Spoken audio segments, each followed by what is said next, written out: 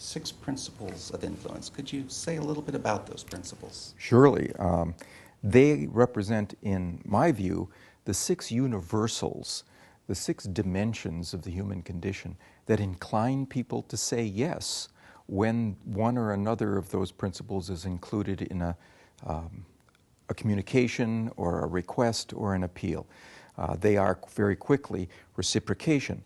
People want to say yes to those people who have already done something for them. They want to give assent to those people whom they owe. Second is the principle of reciprocity. People want to follow the lead of legitimately constituted experts, authorities in an arena. Next would be the principle of social proof, or what we call consensus. People also want to follow the lead of what many others like them have been doing or are doing in a particular situation. Next would be scarcity. People want to seize those opportunities that are rare, scarce, or dwindling in availability. Next would be commitment and consistency. People want to be consistent with what they have already said or done, especially in a public way. And then finally, liking. People want to say yes to those individuals they know and like. I have a 17-year-old son who doesn't do his homework as much as I'd like. Can I use these principles to influence my son to do more homework? I think so. And for a teenager, I would suggest a particular one of these, and that is the principle of consensus or social proof. What those individuals around him or her are doing. Your job as a parent is to arrange for the milieu in which your son operates to be one in which there are kids who do their homework.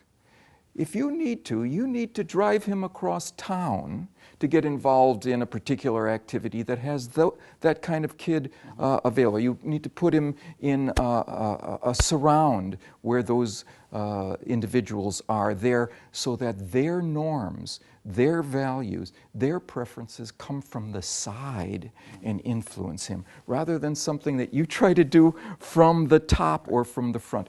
I think that's the same thing that goes with leaders, by the way, in an organization. Very often you'll find a leader who tries to convince a group entirely on the dint of his or her own force of personality. And what the best communicators recognize is when they are not the best communicators. They would be better advised. Let's say they're trying to get a couple of old-timers in the group who are resisting a new initiative that the leader thinks is very important. And the leader has sent various communications. These old-timers, they're resisting. They don't want to make a change. Instead of sending yet another message from the top, in a team meeting, ask one of the other old-timers who has already gotten on board with the idea why he or she thinks it's a good idea. That person's voice will have more impact on the two reluctant ones than one more thing that the leader can provide. Do you think, however, that a leader that uses these techniques will be perceived by followers as being an effective leader? And I think that that may actually be a benefit to the leader's reputation as someone who's not seeking to change, but just giving evidence that's compelling. What may not be recognized is that the leader is honestly, and it's very important to be honest in this, is honestly giving them the credentials of the people who are in favor of the program that he or she is advocating, is honestly telling them the degree of consensus for the wisdom of this program among other individuals for whom it has been tried, is honestly telling them what they stand to lose and how the time available to seize this opportunity may be dwindling, and so on. So that kind of context in which one places the qualities and the merits of the program can be effective. And people, I don't think, will recognize, oh, I'm being influenced by those things. They will recognize that they've been influenced and are likely to attribute it to the quality of the idea involved, because after all, they don't want to think of themselves as being swept along. True, true. It does raise, in general, the question of ethics, to have the skill and capability of influencing people without their knowledge, almost through invisible means. I mean, you yourself then are a persuasion expert. You know, are people nervous when they meet you? Are they wondering if you influence them? Do you tell them that on an airplane when you sit next to them, or you somehow, do they become worried that you will manipulate them?